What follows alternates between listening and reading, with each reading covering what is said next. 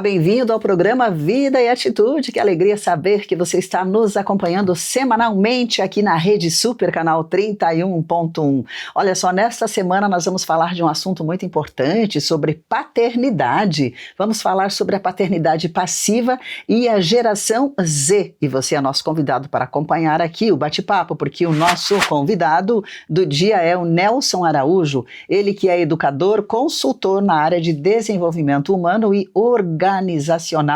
Também é analista judiciário do Tribunal do Trabalho aposentado. Então acompanhe a nossa conversa aqui. Nelson, que alegria receber você neste nosso programa Vida e Atitude. Você já esteve aqui em outros programas aqui na Rede Super, porque o seu assunto realmente é relevante, por isso a gente convidou você para estar conosco hoje aqui no Vida e Atitude para falar sobre paternidade. Bem-vindo. É uma alegria, Clarice, estar com você nesse dia para falar sobre esse assunto tão relevante. Sim, seja muito bem-vindo.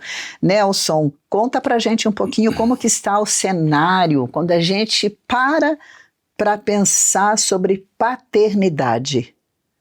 Você como educador, você que tem desenvolvido vários trabalhos nessa área como palestrante e agora também escritor, como que você vê esse cenário? Clarice, eu observo que os pais da geração Z, que é o caso nosso aqui de debate, são pais que não conseguiram imprimir verdadeiramente um perfil, uma identidade nos seus filhos, né? Então houve muita negociação de autoridade, houve muita passividade, até no enfrentamento dos conflitos. Então eu percebo assim que a geração Z, ela sofreu com uma paternidade que não teve peso relevante na vida dos seus filhos, por conta de estarem acomodados ou então não terem coragem para enfrentar os desafios e acharam melhor ficar mais acomodados do que de fato ativos na vida dos filhos, né? O que são realmente pais passivos? Conta pra gente. Tá. Eu tenho uma definição aqui que eu peguei na internet que eu achei muito interessante, que diz o seguinte: é permitir que o tempo passe sem a participação como agente de construção, onde o tempo passa por nós sem receber nossa marca. Então, respondendo a tua pergunta, a passividade é deixar de agir quando deveria se agir. É tomar decisões quando deveria ter tomado decisões. É deixar de construir marcas na vida dos filhos, marca na sociedade. Então, as coisas estão postas como estão e eu não interfiro em nada, não faço nada que possa alterar aquele status quo, né? Isso é muito ruim, porque eu costumo dizer que quando há passividade, lá na frente tem uma tragédia anunciada. Qualquer atitude passiva que eu tomar com o filho, com a filha, com a família, meus negócios, que eu deva tomar e não tomo, eu lá na frente vou colher os frutos maléficos dessa decisão de não decidir. Sim, e quando você fala em pais passivos, então seria como aqueles pais também que não impõem limites? É exatamente, isso? Que deixa assim muito à vontade, né? O filho fazer tudo que ele quer desde pequeno, aí esse filho vai crescer pensando que tudo pode. Tudo pode. Exatamente, né? Isso é um grande problema. Essa falta de limite das crianças, ele vai repercutir na escola, ele vai repercutir na vida de adolescente e na vida de adulto. Então, por exemplo, no meu caso, né, eu tive pais muito ativos, muito presentes, que estabeleceram limites para a minha vida. Então, eu aprendi a questão do limite, até onde eu posso ir, até onde eu posso chegar, e respeitando o limite do outro. E a vida do outro também. Então, essa falta de limite gerou um comportamento muito, vamos dizer assim, confuso, porque eu não tenho, se eu não tenho limites, eu não tenho respeito pela autoridade. Se eu não tenho respeito pela autoridade, eu vou enfrentá-la. Nós podemos ver hoje, Clarice, que muitos adolescentes e jovens enfrentam a polícia, não respeitam a autoridade na escola. Há um número enorme de professores que estão com depressão hoje por causa da agressão de alunos. E aquela coisa, o professor não tem obrigação de consertar o erro, a passividade dos pais, o erro que os pais cometeram lá atrás. Por isso nós vivemos um caos na educação no Brasil, né? Nelson, e hoje você acredita que a geração de pais é mais passiva do que antigamente? Bem mais passiva, Clarice. Eu percebo assim que nós nunca tivemos pais tão passivos como temos hoje na sociedade. Então, as gerações anteriores, elas tinham mais pulso, tinham mais firmeza, tinham mais disciplina com os filhos, colocavam limites. Mas hoje não. Eu percebo pais assim negociando autoridade em casa, não criando limites para os filhos, deixando que os filhos vivam do jeito que eles querem, né? E até casos mesmo de filhos que são o próprio tirano em casa. Ele dá ordem para os pais, como eu já vi, né? Isso é muito triste porque uma criança que cresce sem limites, ela cresce confusa. E eu costumo dizer o seguinte, que quem não exerce autoridade não promove identidade. E toda identidade bem firmada num ser humano, ela sempre será fruto de uma autoridade, de alguém que agiu com responsabilidade, com firmeza, com amor, mas sempre estabelecendo limites nessa relação, né? O que eu percebo hoje é que alguns pais não são pais, eles são amiguinhos dos filhos. A gente tem que ser amigo dos filhos? Sim, normal, claro. Mas não amiguinho de escola. O pai não pode deixar de exercer a sua autoridade no lar, nem a mãe também, a ponto de deixar o filho confuso e ele fica sem referência. Então, como eu disse há pouco, né? Quem não exerce autoridade não promove identidade. Interessante.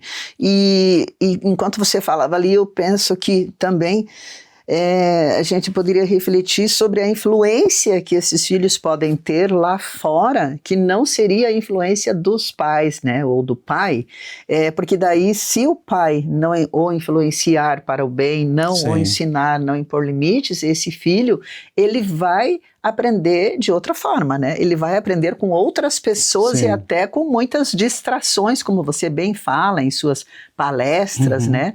O que você escreve, a questão das distrações. Eu queria que você comentasse um pouquinho sobre essas distrações que podem ser perigosas, com porque certeza. Vão influenciar. Usando uma definição de Jonathan Haidt, que escreveu o livro Geração Ansiosa, ele fala o seguinte: quase todos carregam na mão um retângulo pequeno de vidro e metal e sempre que param de se locomover, se curvam para olhar para ele. Esse é o celular. Então, o que está acontecendo hoje?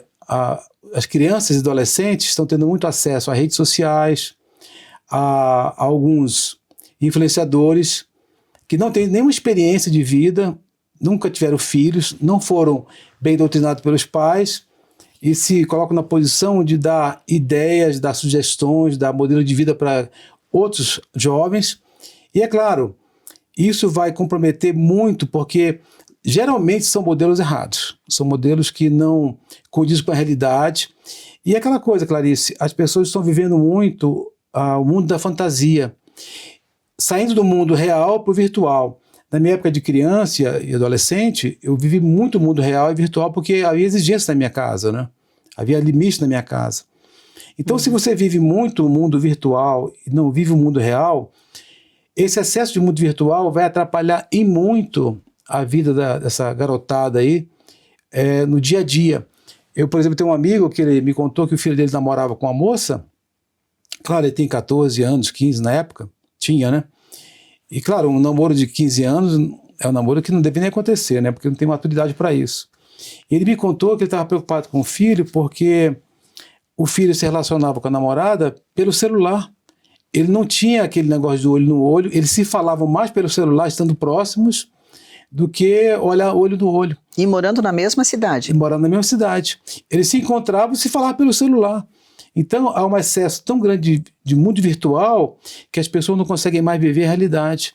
Aí, nisso, não cria resiliência, não cria determinação, não cria disciplina. E tudo isso vai criando uma bola de confusão emocional. As pessoas não vão conseguir segurar seus casamentos, viver uma vida feliz, enfrentar o desafio do casamento, nas empresas. Então, tudo isso está criando pessoas que são fantoches na sociedade, que elas estão vivendo só de aparência, de maneira cosmética, né? Só o exterior, mas internamente são infantis, são crianças. Entendi. E antigamente era a televisão, né, que Sim. trazia essa distração toda para a criançada, para os adolescentes. Mas você comentou comigo nos bastidores essa questão das distrações, e que eu achei interessante que você colocou lá que a TV, pelo menos, né, antigamente os pais conseguiam controlar, né? Sim. Controlar, então, digamos assim, ó, você vai assistir tantos minutos de desenho animado, né? E aí, vamos desligar a TV e você Sim. vai fazer as suas tarefas, as suas atividades. Agora, hoje, com a questão das redes sociais, do celular, a gente percebe que as crianças têm já um aparelho celular já desde bem pequenos, Sim. não é mesmo? Exatamente. Como que você vê essa situação aí das crianças pequenas mesmo com o celular na mão? A gente vê crianças, bebês, às vezes, que se distraem com o celular. No tablet, né? No tablet, que não né? deixa de ser um aparelho, né? Exatamente. Antigamente havia limites. A criança ficava na televisão por um tempo, o pai determinava, a mãe, que eu chamo de babá eletrônica, né? Mas era limitado. E a criança não conseguia levar para o quarto a televisão, se mover com ela. Agora o celular que é pequeno, um aparelho pequeno, as crianças estão indo, e jovens também, para o quarto, dormir, levando aparelho, né? Até criando problema de saúde, né, por causa das ondas do celular, né, que pode prejudicar o cérebro. Uhum. E há uma distração muito assim, nós vivemos num mundo da distração hoje. Quem tem muita distração não tem foco. Quem não tem foco não tem resultados. E quem não tem resultados vai viver frustrado. Então a gente vive esse mundo de muitas distrações, de muita coisa externa influenciando e impedindo que as pessoas se encontrem consigo mesmo e tenham sua identidade firmada.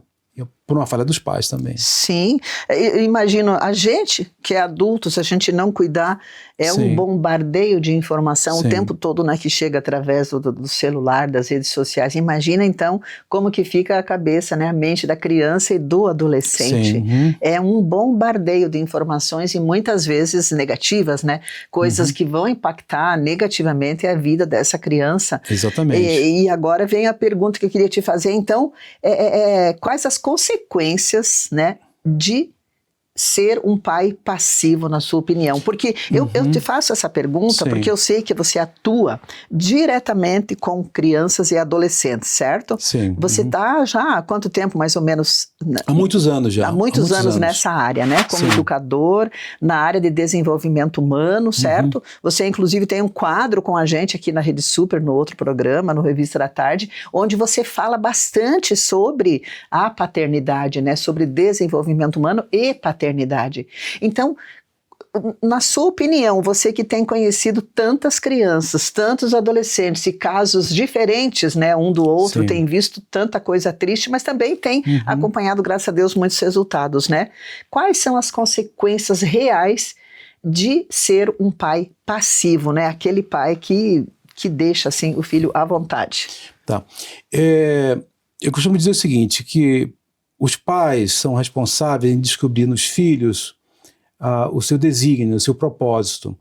Porque Deus estabeleceu para todo ser humano um desígnio, né? Um propósito para ele viver, e isso é servir a sociedade, servir as pessoas. Então, um pai passivo, ele dificilmente vai descobrir o talento do filho, ele não vai imprimir no filho disciplina, foco, determinação, capacidade de vencer a vida, resiliência. Então, ele vai deixar com que o filho viva praticamente por si só. A criança vai se governar. Então, a personalidade da criança se forma até os 7 anos. Se nesse período o pai não imprimir no filho esses aspectos que eu falei há pouco, essa criança será uma criança perdida. Uma amiga minha estava me contando que aqui em Curitiba tem uma escola particular, que a pedagoga estava comentando com ela a grande quantidade de adolescentes que estão completamente perdidos. Eles não sabem quem são, não sabem para onde vão, não sabem o que querem. E outra coisa, tem havido casos de suicídio de adolescentes, né, 12, 13, 14, 15 anos, por causa de estarem tão perdidos que eles não conseguem ter foco. Quem está perdido na sua identidade não consegue olhar para frente, não tem foco para frente. Eu lembro que minha geração, que eu sou a geração Baby Boomer, nós queríamos mudar o mundo, nós queríamos transformar o mundo. É verdade. Né? Então, a gente era inconformado, insatisfeito com o status quo vigente da época e queríamos mudar o mundo. Mas nós tínhamos identidade, né? Nós tínhamos capacidade de ver, porque os nossos pais geraram isso na gente. Né? Como diz André Vermont, né? Nossos pais nos traumatizaram, às vezes sendo muito duros e tudo. Às vezes não dizia, eu te amo, não tinha muito carinhoso, mas havia muita disciplina.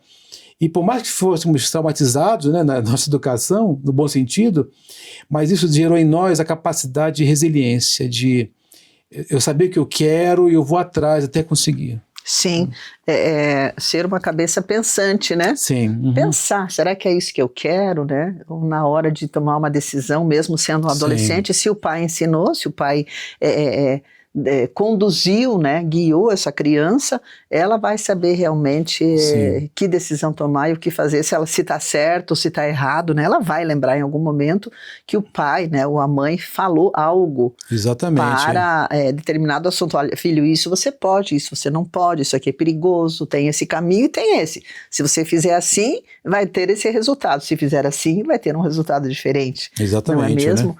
Né? E conta aí para o pessoal até que idade que é a geração Z? É até 29 anos, de 14 a 29. Né? De 14 a 29, exatamente. Então, veja que são jovens adultos ainda, sim, né? Uhum. Adultos, porém jovens ainda, não é mesmo? Exatamente, né? Isso mesmo. E daí a gente fica pensando aqui o que a gente pode fazer, né, em relação a isso. Não se fala muito, até comentei no outro programa, não se fala muito sobre a paternidade. Fala-se muito sobre a maternidade e importante também, né? Sim, os dois segmentos são importantes, mas também é preciso falar sobre a paternidade, sobre o papel do pai, sim, na família, certo? O que você tem em mente, Nelson, você como educador, como estudioso e pesquisador nesta área, o que você tem em mente como projeto para trazer alguma solução, ou pelo menos uma reflexão, né, nesse sentido aí para os pais, sim, que estão nos acompanhando, mesmo porque em agosto, nós estamos em julho agora, e em agosto teremos o Dia dos Pais, certo? Então, já vamos deixar aqui um recado importante aí para todos os pais que estão nos acompanhando. Isso. Preocupado com essa temática, eu decidi criar na minha comunidade cristã, onde eu frequento, na Fazenda Rio Grande, aqui no Paraná, o Clube do Pai. O que vai ser o Clube do Pai? Vai ser um encontro onde teremos vários pais e também jovens que querem se casar, né? Para eles começarem a perceber e descobrir aonde estamos falando como pais, e para os jovens também descobrir o que é a tarefa da paternidade. A paternidade é uma coisa maravilhosa, estabelecida por Deus, só que ela anda tão defasada que tem havido falhas e as consequências nas gerações são maléficas, são terríveis. Então, nossa ideia é ter esse momento lá de reflexão, de conversa. Vamos lançar temas pontuais sobre paternidade e vamos discutir justamente com os pais e discutir também com os jovens que não são pais ainda, mas que querem ser pais, para eles já aprenderem já essa questão dessa tarefa, da obrigação, porque ser pai não é só gerar um filho, né? Eu costumo dizer assim, que o pai, a palavra pai tem 3 letras, né? P-A-I, né? Então, proteção, atenção e investimento. Então, a gente quer despertar nesses pais que estarão lá conosco essa visão, essa consciência e esse desígnio de Deus para o pai ser vivido de fato, né? Não ser apenas uma coisa retórica, né? Ou teórica, mas de fato vivida pelos pais. Gostei muito disso. Então, a palavra pai. Proteção, atenção e investimento. É muito além de que só gerar um filho, não é mesmo? É um investimento para a vida. E se for papai, dobra o negócio. Dobra, né? O negócio, dobra interessante, né? Gostei. Né? Gostei muito, viu, Nelson? Olha, que maravilha esse bate-papo contigo. E você, inclusive, além de estar criando aí o Clube do Pai, que eu tenho certeza, sim, que logo você vai passar mais informações lá no seu Instagram, certo? Sim. Porque daí as pessoas vão saber como participar, sim, né? De repente tem pais aí querendo participar, já que o tema central da nossa conversa é esse hoje, sobre paternidade. De repente tem pais querendo acompanhar. Então aí siga o Instagram que você está vendo aqui, é o Instagram do Nelson Araújo, ele que é educador, é consultor, né, na área organizacional, educacional, e também está fortemente atuando nesta área como palestrante e escritor, viu? Logo, né? Vem novidade por aí. Com certeza. No seu livro, que você já está, né, escrevendo, sim, sobre esse tema. Então, tenho certeza que vai ser uma bênção. Que Deus continue te usando nessa caminhada bonita aí para trazer esse tema tão importante que é a paternidade. Eu muito agradeço. Obrigada. E você que nos acompanhou, que maravilha, olha só, você gostou deste assunto? Que bom que você gostou. Acompanhe com a gente também no nosso canal do YouTube, você pode ter lá toda a matéria e inclusive compartilhar com seus amigos. Então, hoje foi um bate-papo muito interessante com o Nelson Araújo sobre paternidade. Você que é pai e que deseja conhecer um pouco mais sobre esse assunto, ou se você deseja se aprofundar ou talvez até criar algo na sua igreja, de repente fala com o Nelson, porque ele é consultor nessa área. Ele é educador, ele é pesquisador nessa área de desenvolvimento humano e paternidade. Então, acompanhe e siga o Instagram dele para você ter mais informações. E deixa eu te perguntar uma coisa antes de terminar aqui o nosso programa, Vida e Atitude. Você já conhece o nosso Instagram do Ministério Pão Diário? Então, entra lá. Olha, é só ver aqui na tela, você vai poder aí ver o nosso arroba, Pão Diário Oficial, e quando você clicar no link da bio, você já vai ver ali todos os links, é claro que nós temos ali, para saber todos os recursos que existem dentro de Ministérios Pão Diário. Tem muitos recursos maravilhosos. E você sabia que nós temos também a nossa rádio Pão Diário? Isso mesmo, você pode baixar o aplicativo e nos ouvir todos os dias, inclusive ouvir o devocional Pão Diário, que é realizado, baseado no devocional mais lido no mundo, então, para abençoar a sua vida. Nós vamos ficando por aqui e é claro que eu te espero no próximo Vida e Atitude. Deus o abençoe.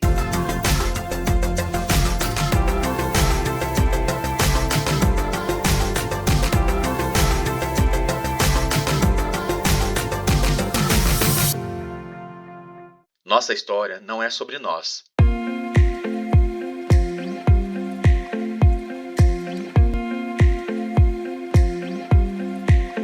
Há mais de 60 anos, somos um dos devocionais mais lidos no mundo, mas isto você já sabe. O que talvez você não saiba é que somos um ministério que publica fé, esperança e acolhimento. Estamos presentes em 150 países, com o Pão Diário sendo traduzido para 58 idiomas. Dessa forma, compartilhamos as boas novas de Cristo em inglês, espanhol, chinês, árabe, hindu, português e muito mais. Nossa intenção é continuar. Queremos ver mais pessoas conhecendo Cristo e sendo transformadas pela verdade da Palavra de Deus. E sabe o que nos motiva? Amar a Deus, amar ao próximo e a consciência da missão que temos diante de nós. Sabemos da importância que as palavras que os nossos recursos bíblicos têm, sejam impressas, faladas ou compartilhadas. A cada ano no Brasil, a versão impressa alcança mais de 1,5 milhão de pessoas e o digital chega a 5 milhões de brasileiros. Mas somos muito mais do que impressões e publicações. Nossa missão sempre foi e continua sendo contribuir para que a sabedoria transformadora da Bíblia seja compreensível e acessível a todos, incluindo também universitários e militares, pois sonhos e projetos nos movem. Trabalhar valores, princípios, perdão, identidade, conforto e a busca por uma vida com propósito já faz parte da rotina de parceiros e voluntários de nossos projetos de capelania, que investem seu tempo e suas vidas, para que pessoas tenham a oportunidade de ouvir a mensagem de Jesus. Nossa história não é sobre nós, mas sobre o ID de Jesus. Ore, se envolva e faça parte.